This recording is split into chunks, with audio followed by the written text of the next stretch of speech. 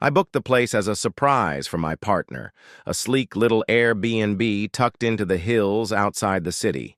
Modern design, big windows, great reviews. It looked like the perfect weekend escape. The host messaged us after booking, "The house is keyless, just use the keypad. Make yourself at home." We arrived late Friday night. The house was just like the pictures. Open layout, minimalist decor, a massive wall-mounted TV, and one of those tech-savvy thermostats that lit up when you walked by. Too perfect, really. The weird stuff started small.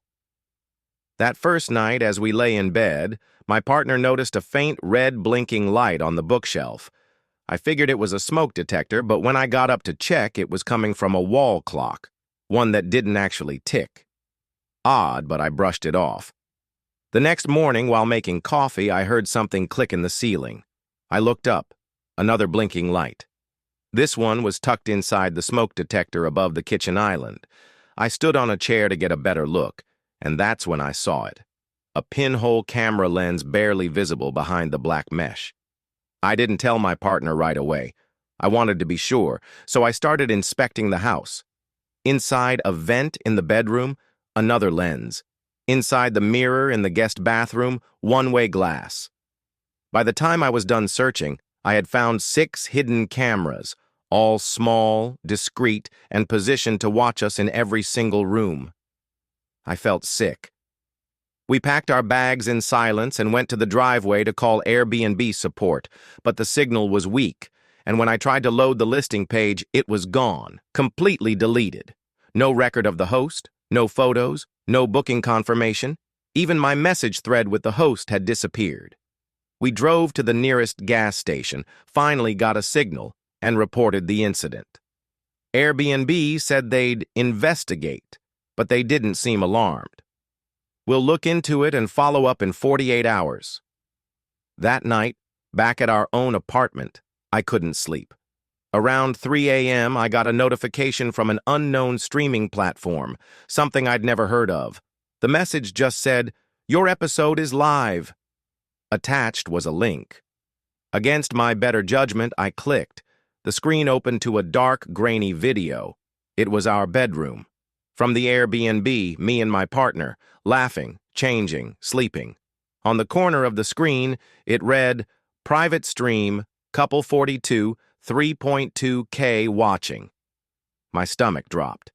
The video ended with a title card. "Thanks for tuning in. Next guests arrive Sunday." I never went back to Airbnb. I never got a call from them either. To this day, I don't know who the host was or how long that house had been streaming guests. But I learned something that weekend.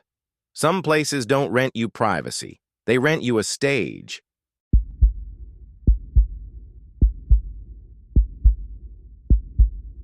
I travel a lot for work. Nothing glamorous, mostly small cities and overnight stays in boutique hotels. I've checked into dozens over the years, but nothing ever stuck with me like the night I stayed in room 209. I had a business meeting in a sleepy town outside Richmond. The company booked me into this old hotel that had been recently restored.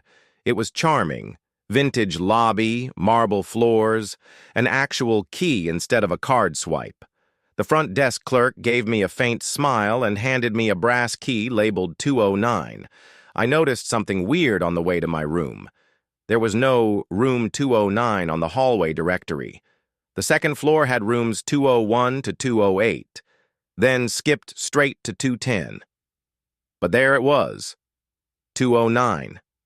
At the very end of the hall. The door looked different, older.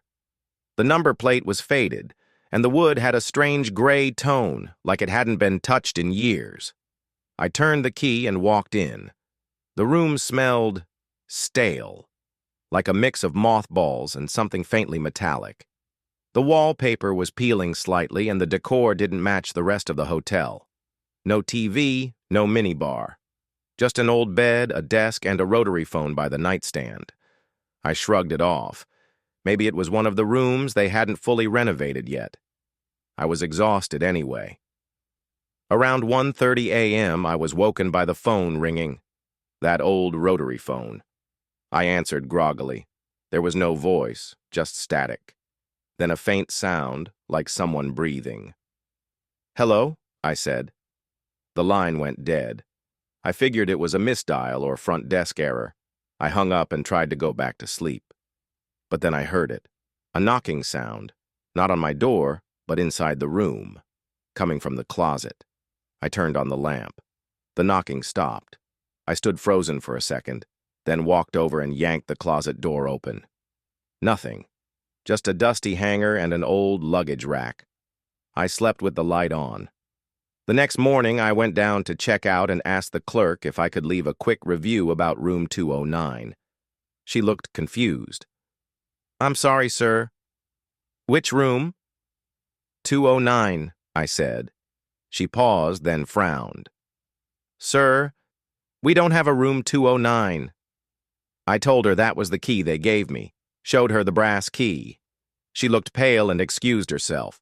A manager came out a few minutes later and calmly asked if I was feeling okay. He said I must have written the number down wrong, that maybe it was 208 or 210. But I knew what I saw. I even took a picture of the room number before I walked in. Later that day, I checked the hotel's website again. No room 209 listed, not even in archived floor plans I found online. I posted about it on a travel forum. One reply caught my eye. It read, "You're not the first. Room 209 was sealed after a guest died inside, years ago. But sometimes, it still lets people in."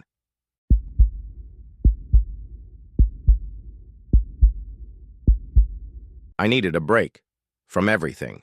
Work, the city, people. So I booked a remote Airbnb deep in the mountains. No Wi-Fi, no signal, no distractions, the listing said. It sounded perfect.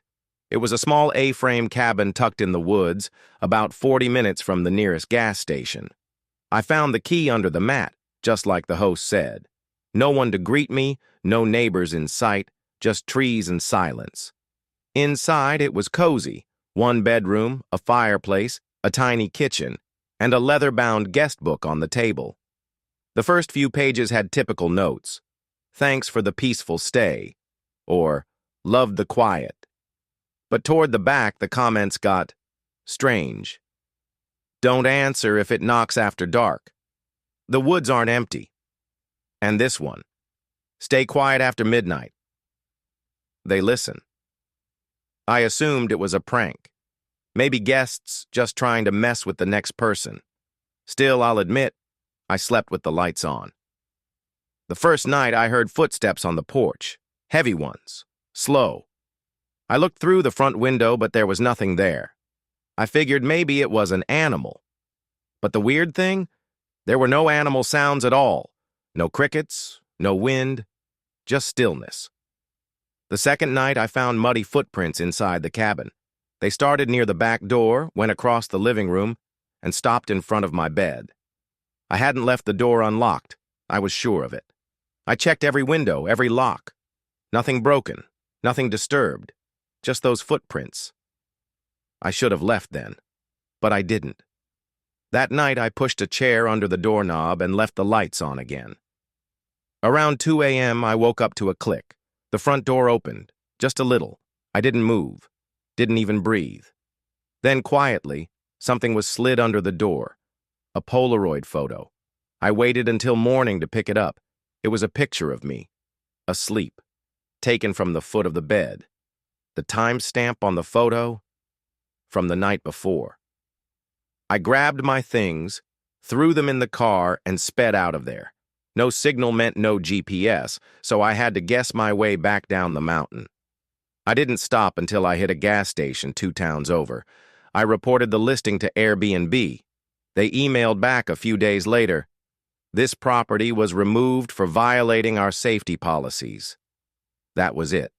No explanation, no follow-up.